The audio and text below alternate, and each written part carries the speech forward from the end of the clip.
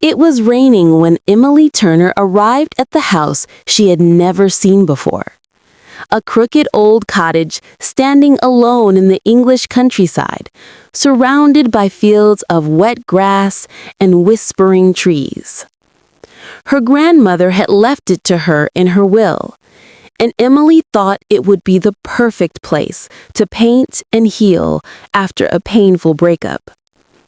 The locals in the nearby village spoke softly about the house. They said it had been empty for more than 20 years. Some said they heard voices at night. Others said the house was alive. Emily only smiled and told them she did not believe in ghost stories. The first night was quiet, except for the wind pressing against the wooden walls. Emily unpacked her things and made tea. She stood by the window, watching the rain and thinking how peaceful it felt. Then she heard her name being called. A whisper, soft and close. "Emily." She froze and looked around, but there was no one there. She tried to shake it off, blaming her imagination. But that night, she dreamed of the attic, a dark, narrow space filled with old paintings and shadows that seemed to breathe.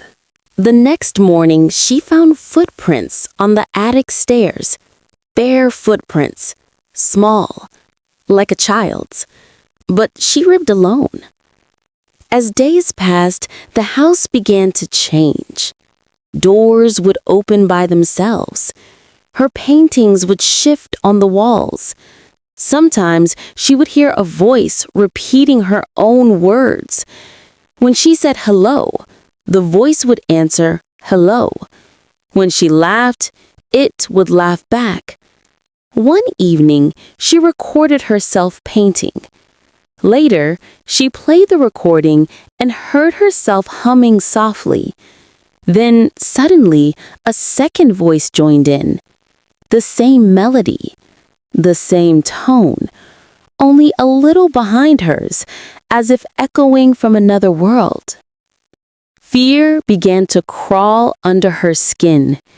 She searched every corner of the house until she found a box of old cassette tapes in the attic, each one labeled with a date and a name. Margaret Turner, her grandmother. She played the first tape. It was her grandmother's voice, calm and tired, saying the house was special, that it spoke, that it remembered those who listened. Then came the last tape. The voice was trembling now. If you are hearing this, it means the house has chosen you. Emily felt the air grow colder. She heard the same line whispered behind her, the same voice, her own voice. She turned and saw herself standing at the other end of the attic, smiling, eyes wide, paintbrush in hand. The other Emily spoke. "You kept me waiting." The lights flickered. The sound of breathing filled the room. When it stopped, there was only silence. The next morning, a real estate agent arrived to check the property. He called out Emily's name, but there was no answer. The house looked clean, freshly dusted.